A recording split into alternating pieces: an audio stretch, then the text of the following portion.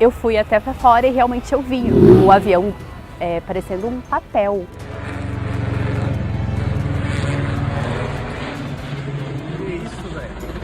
Olá, sejam todos bem-vindos ao canal Notícias Hoje, seu canal diário de notícias aqui no YouTube.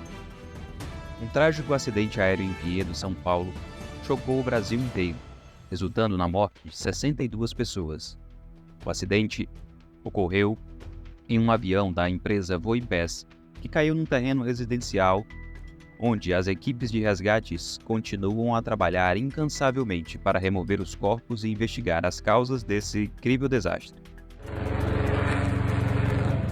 Eu fui até pra fora e realmente eu vi o avião parecendo um papel. Que isso, velho?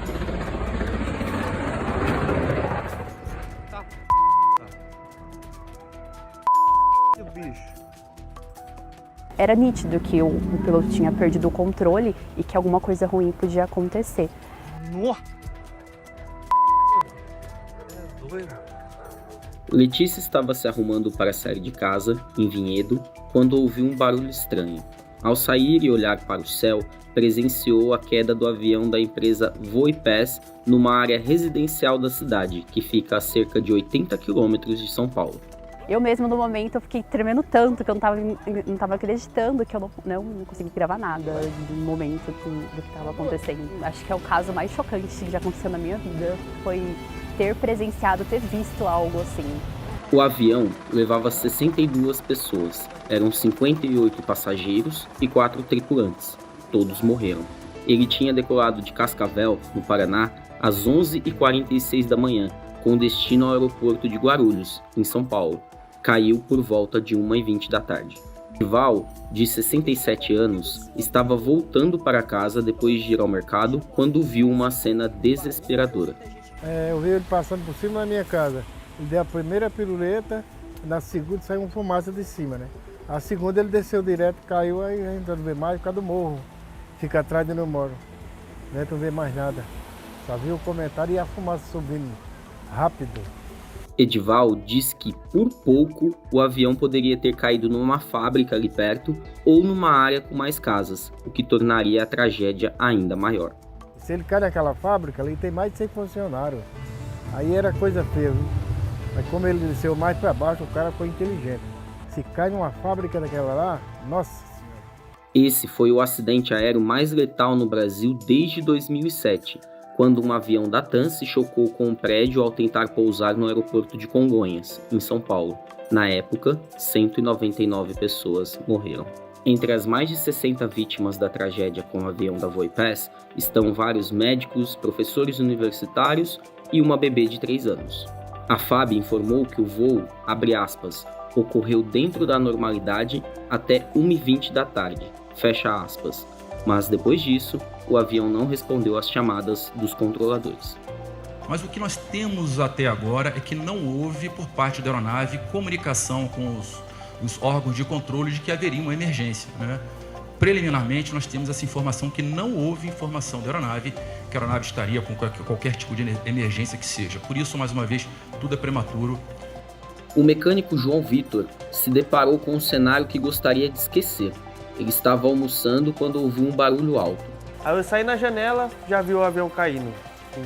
Já vi o avião caindo, eu já peguei a moto e subi lá, né? Em direção onde ele tinha caído. Aí eu segui a fumaça que já tava. Aí chegou lá e já tava pegando fogo. Aí a dona da casa, né? A dona da casa já tava desesperada.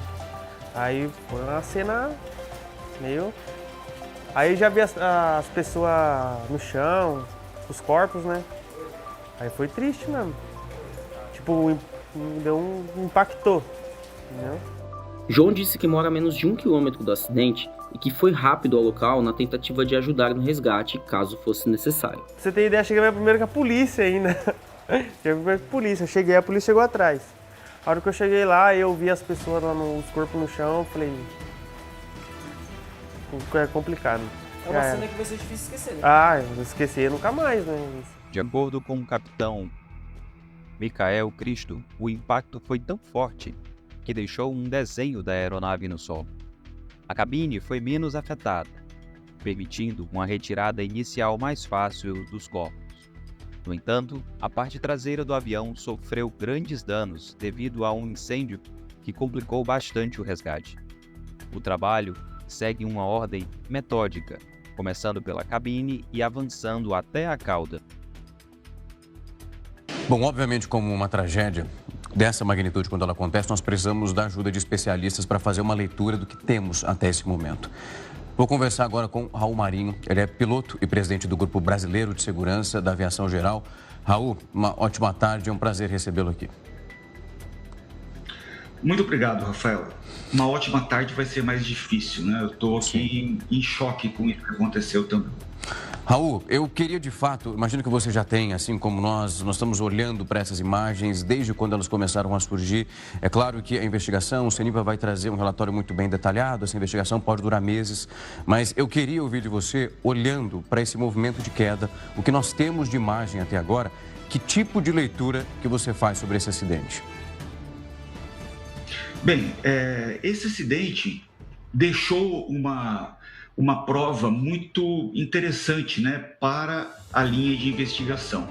A gente consegue ver o que aconteceu com a aeronave nos momentos finais.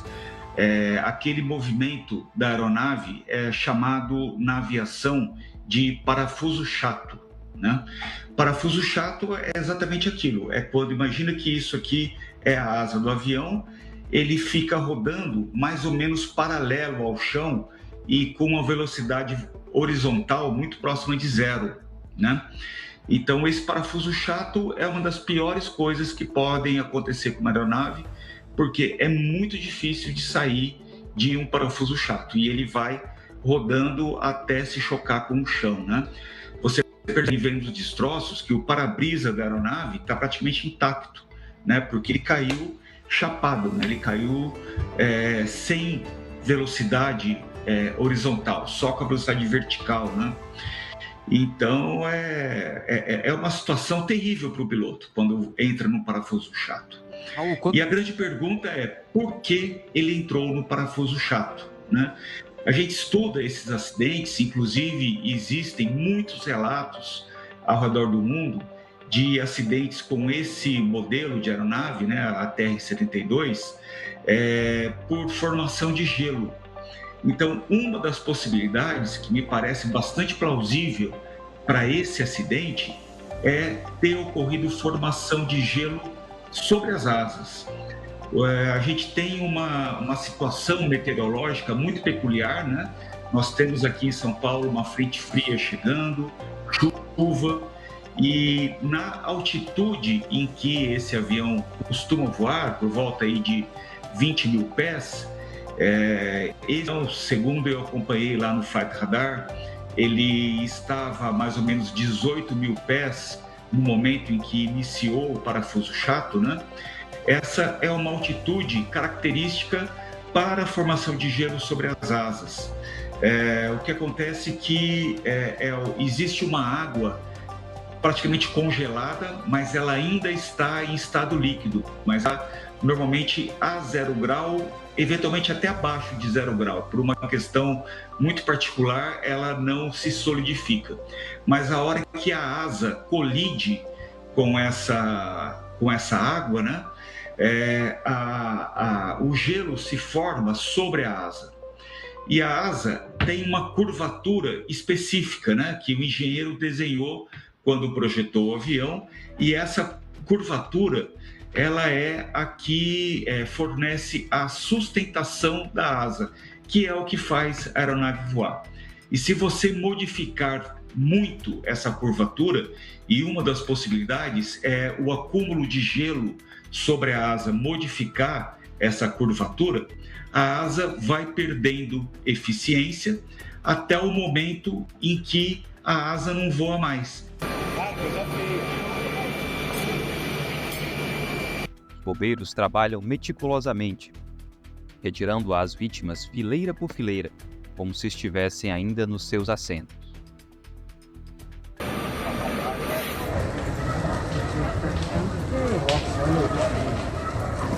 Aqui o avião aqui, ó. Olha o cara ali, ó. Nossa, olha o cara morto, mano.